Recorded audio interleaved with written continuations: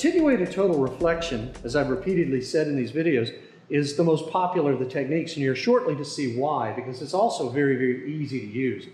We're looking here to use the built-in FTIR, which is built right into the cover of the Thermo Scientific Nicolay IS-50 FTIR spectrometer. I also showed earlier an accessory which has removable crystals. This one's built in. This is a diamond FTIR, and I'm just going to run a variety of samples on it to show you the simplicity with which you can run it. Let's have a look at the computer for a moment. I've got it set up just to run simply with using the built-in detector. There's a detector built right in underneath the crystal there, so we have no problem with that. I'm just going to collect 10 scans because it's very quick, get me in and out, but I'm actually going to be doing most of the experiments in what's called preview mode. The first thing I'm going to do is collect a background, so I need to get the signal due to the diamond itself. What you're looking at here, you see these three large bands, this one, and this one in the middle. Those are absorptions due to the diamond itself. Those are vibrations of the diamond.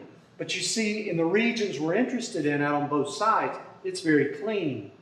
So let's go ahead and collect that, let it collect, and as soon as it's done collecting, I'm going to start running samples. And the first one I'm going to do is just my loyalty card here from Red Robin, just to see what that polymer is. So we'll go ahead and collect that. We'll get rid of it off the screen. We don't need to see that. And then we'll go ahead and start collecting samples. So now it's in what's called preview mode. So it's just collecting single scan after single scan. I'm going to take the card, and if I place it on the crystal and push down with my finger, you see I don't get any signal. That's not enough pressure or force down on the sample. So now I'm going to use the pressure anvil, and when it clicks, you see, boom, there's my spectrum. That's how easy it is. Slide it in and run. If I want to run a powder, here I have some granulated powder that I ran up.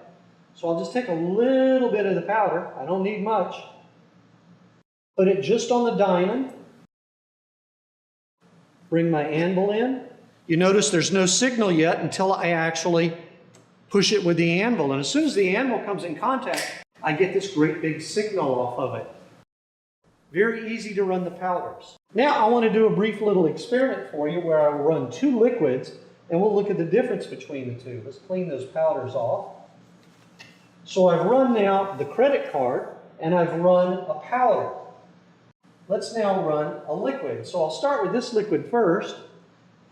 And you see I've done everything in preview mode so far. I haven't actually collected data.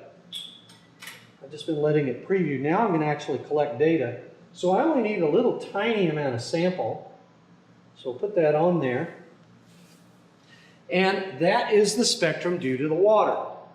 You can see there are really three bands present in it.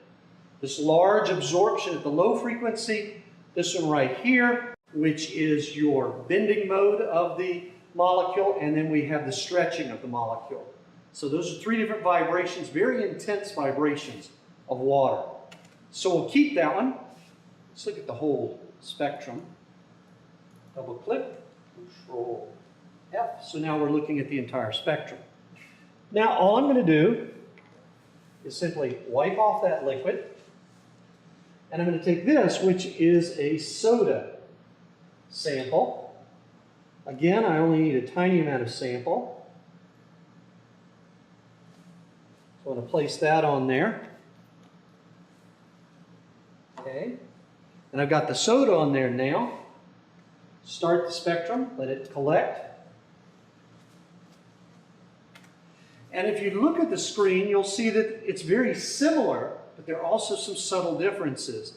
This peak, and this peak we've already seen, but as you can see, there's some other things. Let's zoom in on those here in a moment and see what can be seen. So there are the two spectra overlaid right on each other in common scale. Let's zoom just on that part, which is where the interest is, and again, common scale. When you do that, or we can offset them just a little bit. It'd be easier to see if we offset them just a little bit. You can see here, this peak is repeated in both. Well, that's the water, and the majority of the soda is water. But you also see all of these peaks and a sharp little peak right here. Those peaks to the right there, at the low frequency, those are sugar peaks. That's from the sugar that's in the soda.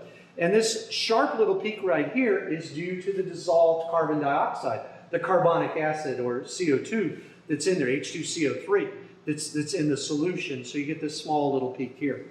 So very briefly and very quickly, that's why ATR is such a popular technique. It's so easy to use. I have run in the span of this video not only multiple different samples, but different kinds of samples.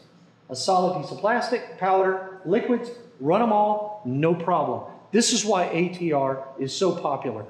So once again, attenuated total reflectance, the important thing, being in contact with that surface, push down hard and be in good contact with the surface and you'll get a good signal.